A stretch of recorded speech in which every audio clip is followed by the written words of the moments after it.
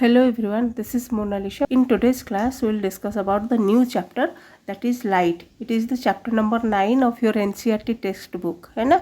So light क्या है, आप लोगों ने क्लास 6 से पढ़ा हुआ है.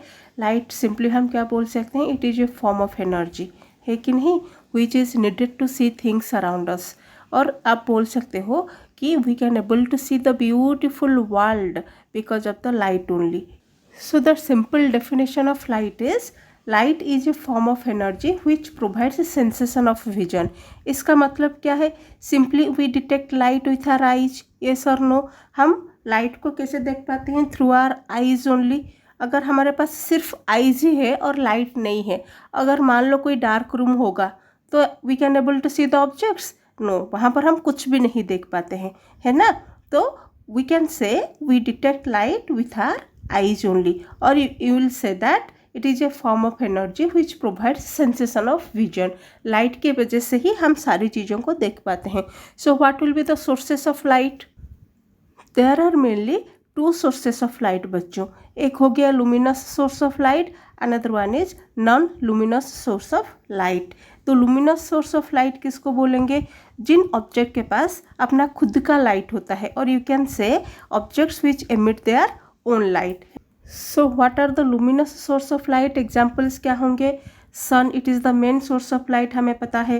देन स्टार्स, वो भी खुद का लाइट एमिट करते हैं, उनके पास अपना लाइट होता है. Bulb, tube light, torch light, candle, fire etcetera, all these are the luminous source of light. वैसे ही non luminous source of light हम किसको बोलेंगे?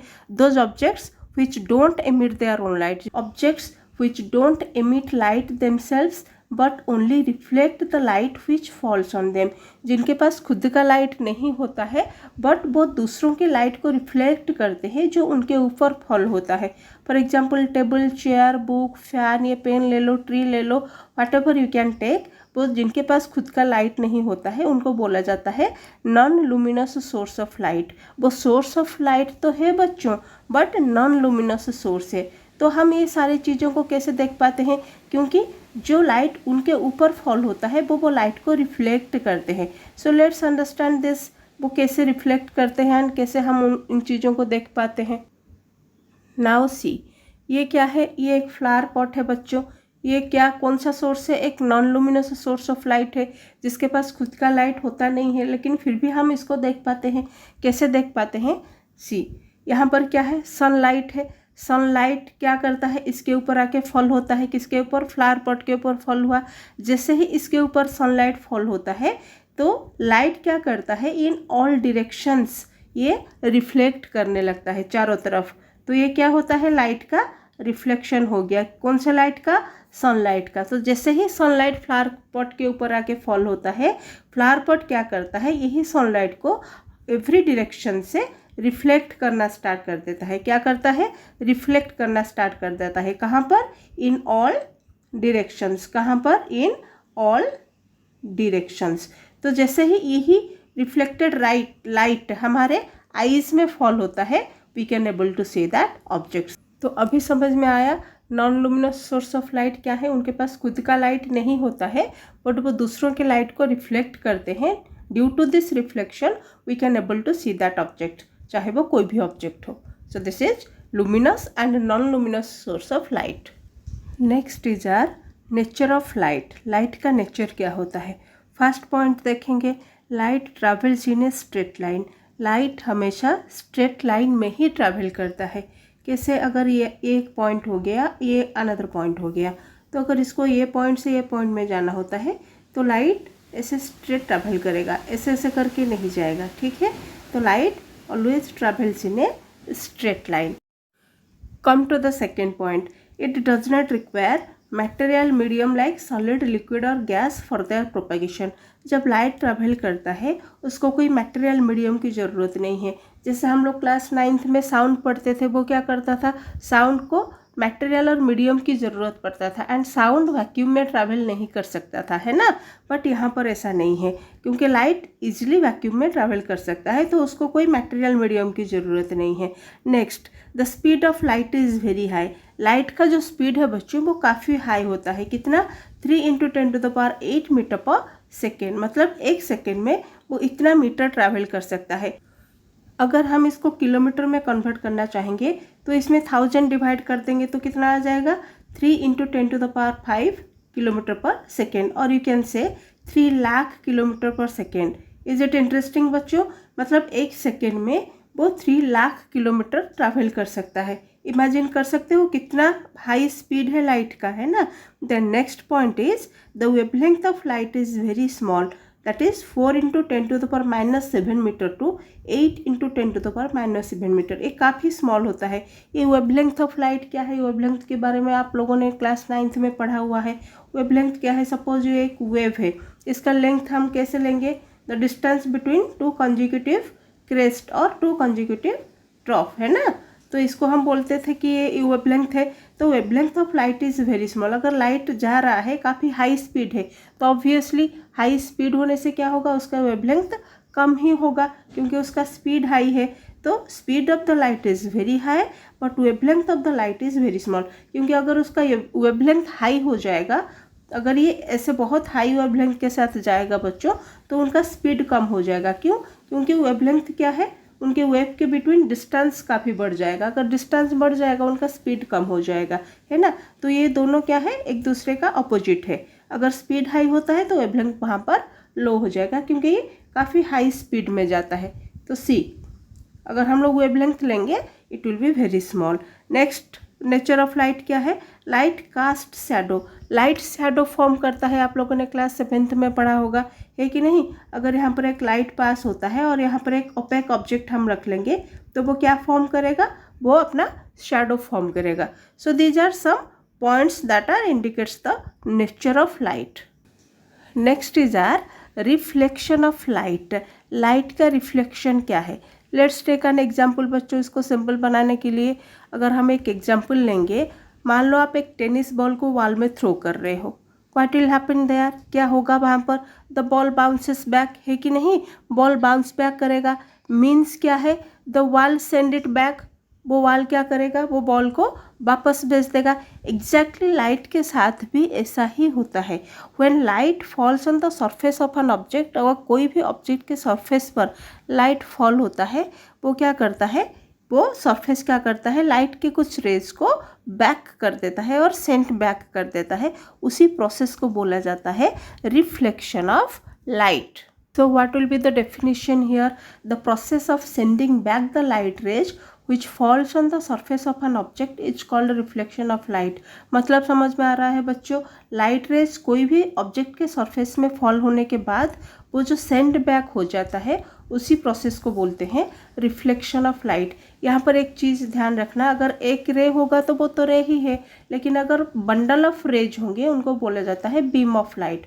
उनको बीम ऑफ लाइट बोलते हैं। अगर कई सारे रेज इकट्ठा हो गए so they are known as beam of light. तो ये जो रिफ्लेक्शन ऑफ लाइट है बच्चों, ये कहीं कहीं पर मोर रिफ्लेक्शन होता है, कहीं कहीं पर लेस रिफ्लेक्शन होता है। तो मोर रिफ्लेक्शन ऑफ लाइट हम कैसे बोल सकते हैं कि कौन सा लाइट ज़्यादा रिफ्लेक्ट होगा कौन से सरफेस पे?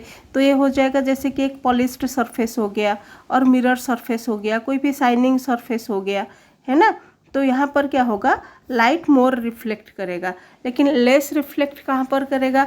जैसे ही सेम अनपॉलिश्ड सरफेस हो गया, अगर अनपॉलिश्ड सरफेस हो गया और डल सरफेस हो गया तो वहाँ पर लाइट का लेस रिफ्लेक्शन होगा, you can say. Next is our reflection of light in a plane mirror.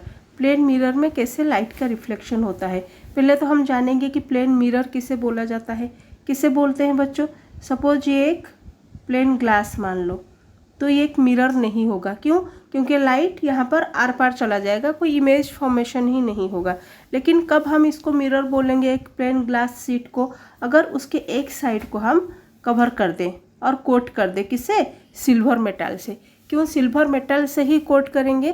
Because silver is the best reflector of light. But अभी क्या होता है, सिल्वर से कोट कर देंगे, but now it is silver is not used बच्चों। Silver use नहीं होता है क्योंकि सिल्वर काफ़ी एक्सपेंसिव मेटल हो गया।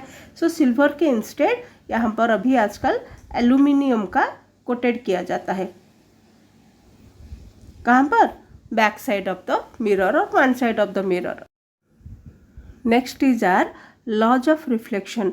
बट लॉज ऑफ रिफ्लेक्शन को पढ़ने से पहले बच्चों we should know the means of some terms here, है ना. So what are this terms?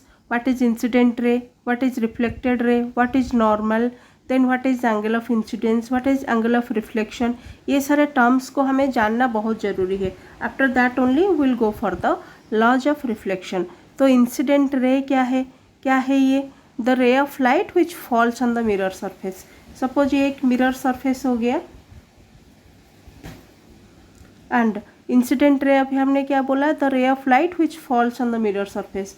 कोई भी लाइट रे अगर मिरर सरफेस में फॉल होता है उसको हम बोलते हैं इंसिडेंट रे. क्या बोलते हैं इसको? Incident ray. क्या बोलते हैं? Incident ray. ठीक है. Then what is reflected ray? Reflected ray क्या है? हमें पता है मिरर में फॉल होने के बाद वो क्या करेगा? बाउंस बैक करेगा, है कि नहीं? So after striking the mirror the ray reflected back from that surface, that is known as reflected ray. क्या बोलते हैं उनको? रिफ्लेक्टेड रे, है कि नहीं? सो इंसिडेंट रे क्या है? The ray of light which falls on the mirror surface is known as incident ray and after striking the surface it reflected back from that surface is known as reflected ray. अब incident point क्या है?